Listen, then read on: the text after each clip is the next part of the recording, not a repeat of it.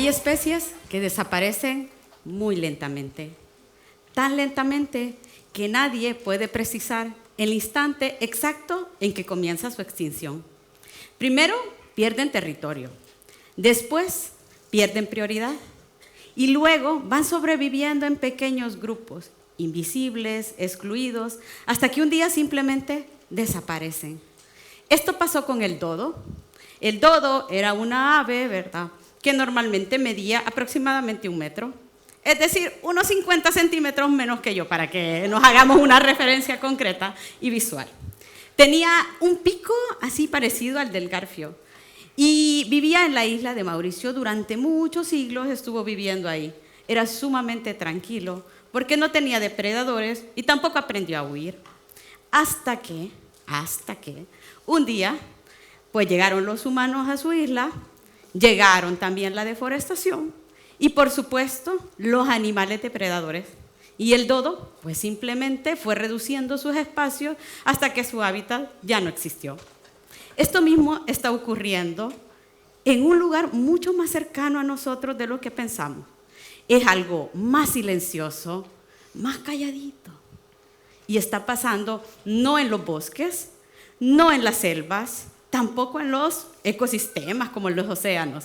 Está ocurriendo en las secundarias, en los institutos y en las universidades.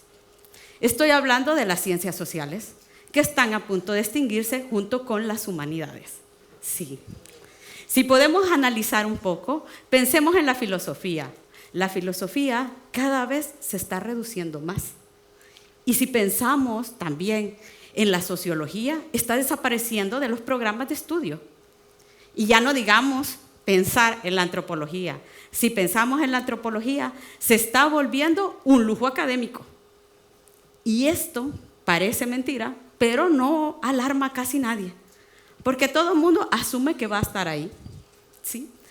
En América Latina, que es de donde yo vengo, han desaparecido aproximadamente 38 programas de las universidades que tienen relación con la sociología. Y esto parece decir, bueno, 38, Goretti, tampoco es mucho en los últimos años. ¿Qué está pasando, verdad? Eres una exagerada. Pues resulta que no, porque cuando desaparecen materias como la sociología, también tenemos que pensar que está desapareciendo esa capacidad de entender y comprender al otro. Cuando está desapareciendo la filosofía, también estamos reduciendo ese espacio que nos llevaba a cuestionar cosas y a hacernos preguntas. Cuando la antropología deja de estar, también dejamos de tratar de entender las realidades de otras personas. Y aquí es donde viene el verdadero problema. También podemos decir que otras cosas que contribuyen a esto es que, por ejemplo, si analizamos los programas de estudio, ahora se les da prioridad a aquellas materias que son más técnicas respecto a las que nos ayudaban a pensar críticamente. Luego también tenemos otra línea que significa que las materias que antes, como estas que he mencionado, solo por decir un ejemplo, que antes eran obligatorias, ahora son optativas. Y por supuesto, la gente prefiere aprender a hacer cosas en lugar de algo que le produzca una pequeña reflexión. Pequeña digo solo por mencionar algo. Y luego, ¿qué es lo que está sucediendo?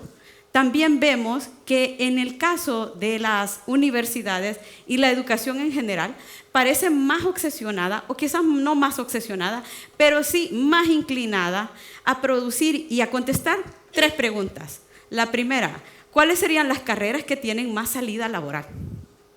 Segunda cosa, ¿cuáles son las carreras que realmente miden resultados y producen? Y tercera cosa, ¿con cuál van a pagarte más? Así es. Y si vemos todas estas realidades, pues entenderemos que las humanidades y las ciencias sociales van perdiendo terreno. Es paradójico, pero en estos momentos es cuando estamos enfrentando más crisis que tienen que ver con polarización, más crisis a nivel de salud mental, más crisis que tienen que ver con cuestiones sociales.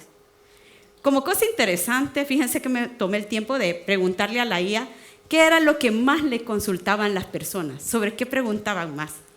Y como dato curioso, la IA contesta, no fueron cosas técnicas ni fórmulas matemáticas como cualquiera puede pensar. La IA responde que lo que más le preguntan son cuestiones relacionadas al propósito de la vida, a la forma en cómo llevarte mejor con tu pareja, a la soledad, a la angustia de morir. Es decir, cosas meramente humanas. Esto significa que las preguntas siguen estando ahí, seguimos haciéndolas. Lo que sucede es que estamos reduciendo los espacios para poder pensarlas, para poder discutirlas, para poder crecer en esa línea. Y esto puede ser peligroso porque reduce nuestra capacidad de ser críticos.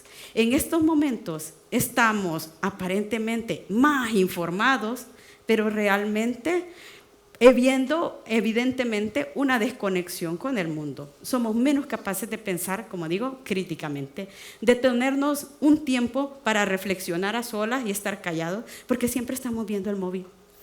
O estamos pensando, o necesitamos el ruido de la televisión o la radio, pero necesitamos algo más que escuchar nuestra propia voz. Y cuando nosotros dejamos de cuestionarnos y ver todo esto, ocurre lo siguiente. Nos damos cuenta que poco a poco estamos reduciendo los espacios, igual que pasó con el dodo. En pocas palabras, el dodo no desapareció porque fuese inútil, desapareció porque su ecosistema dejó de protegerle, dejó de estar pendiente de tener un entorno que fuera favorable. Y esto significa que si nosotros empezamos a reducir los espacios para la filosofía, para la antropología, para la sociología, solo por mencionar 3 asignaturas de las humanidades y las ciencias sociales, va a desaparecer con ellas esa capacidad de cuestionarnos, de ver la realidad, de querer transformarla. Y esa, amigos y amigas, puede ser la extinción más peligrosa de todas. Muchas gracias.